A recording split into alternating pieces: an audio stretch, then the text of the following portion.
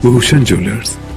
कांग्रेस अनुसूचित विभाग का प्रतिनिधिमंडल शनिवार को मंत्री यादविंद्र गोमा से सचिवालय में उनके कार्यालय में मिला और उन्हें शॉल, टोपी और संविधान की प्रस्तावना की कॉपी भेंट की। साथ ही अनुसूचित जाति से मंत्री बनाने पर मुख्यमंत्री और कांग्रेस के राष्ट्रीय नेतृत्व का आभार जताया। इस दौरान यादविंद्र गोमा ने कांग्रेस अनुसूचित जाति विभाग का आभार जताया और समाज के उत्थान के लिए कार्य करने का आश्वासन दिया। मंत्री यादविंद्र गोमा ने कहा कि पूर्व में वे अनुसूचित जाति कांग्रेस के प्रदेश अध्यक्ष रहे हैं और इस दौरान भी समाज के उत्थान के लिए कार्य किया था और अब उन्हें मंत्री बनाया गया था। वह सभी लोगों के साथ मिलकर अनुसूचित वर्ग के उत्थान के लिए कार्य करेंगे। वहीं दिल्ली में हाल ही में हुई कांग्रेस की बैठक को लेकर उन्होंने कहा कि लोकसभा चुनाव को लेकर यह बैठक बुलाई गई थी, जिसमें मुख्यमंत्री, सभी मंत्री और सीपीएस सहित वरिष्ठ नेता इस बैठक में मौजूद रहे। बैठक में लोकसभा चुनाव में किन मुद्दों को लेकर जाना है, इसको लेकर चर्चा हुई है और कुछ जरूरी दिशा निर्देश भी दिए हैं। उन्होंने कहा कि केंद्र सरकार का जो हिमाचल के साथ सौतेला व्यवहार है, उसे जनता के बीच लेकर जाएंगे और लोकसभा की 4 सीटें इस बार कांग्रेस जीतेगी।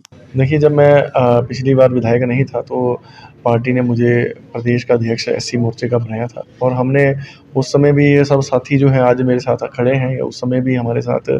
सारे काम कर रहे थे और हमारे जो अनुसूचित जाति के लोगों की जो समस्याएं थी, उनकी जो वहाँ पर कमियां थी, उसको हमने समय समय पर सरकार को भी अवगत कराया, अपने पार्टी के लोगों को भी अवगत करवाया और आज सभी ये लोग इकट्ठा हुए हैं। मैं इनका भी धन्यवाद करता हूँ और नंदा जी जो हैं अब इन्होंने कार्यभार संभाला है, तो मुझे उम्मीद है कि जो भी अनुसूचित जाति के लोगों की समस्याएं होंगी, जो भी कमियां रह गई हैं समाज में,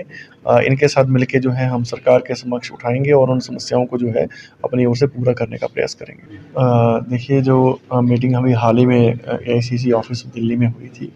और सभी प्रदेश के हमारे आला नेताओं को बुलाया था, मुख्यमंत्री जी, हमारे प्रभारी जी, सभी वहाँ मौजूद थे। मिनिस्टर्स के साथ साथ सीपीएस को भी बुलाया था और विस्तृत रूप से वहाँ पर लोकसभा के चुनावों को लेकर चर्चा हुई है कि किन मुद्दों के साथ कांग्रेस पार्टी जो है हिमाचल प्रदेश में चुनाव जो है वो लड़ेगी, किस एक्शन मोड पे आएगी और जो केंद्र की जो हमारे प्रदेश के साथ जो एक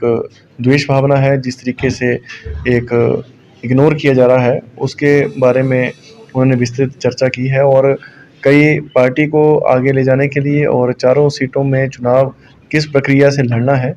उसके बारे में जो है विस्तृत रूप से जहां वहाँ पर जो है विचार विमर्श हुआ। कुछ उन्होंने दिशा निर्देश भी दिए हैं और कुछ सभी हमारे मंत्रीगण और सीपीएस और हमारे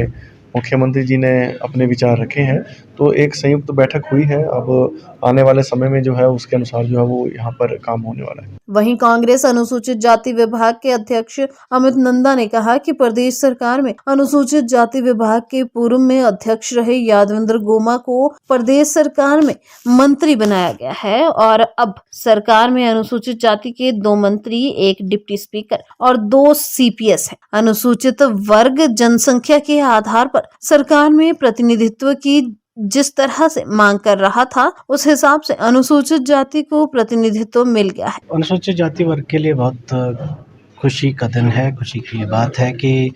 हिमाचल प्रदेश की सरकार के अंदर 2 कैबिनेट मिनिस्टर्स और 1 हमारे डिप्टी स्पीकर साहब और 2 चीफ पार्लियामेंट्री सेक्रेटरीज को जो है इंक्लूड किया गया है। एक जो पॉपुलेशन के हिसाब से रिप्रेजेंटेशन की बात हमेशा जो है हम सरकार के साथ करते रहते थे। आज जो है सरकार ने अपनी कमिटमेंट्स को पूरा किया है और जो भी हमारी अनुसूचित जाति की समस्याएं होंगी, जो संगठन के माध्यम से मुझ तक पहुंचेगी,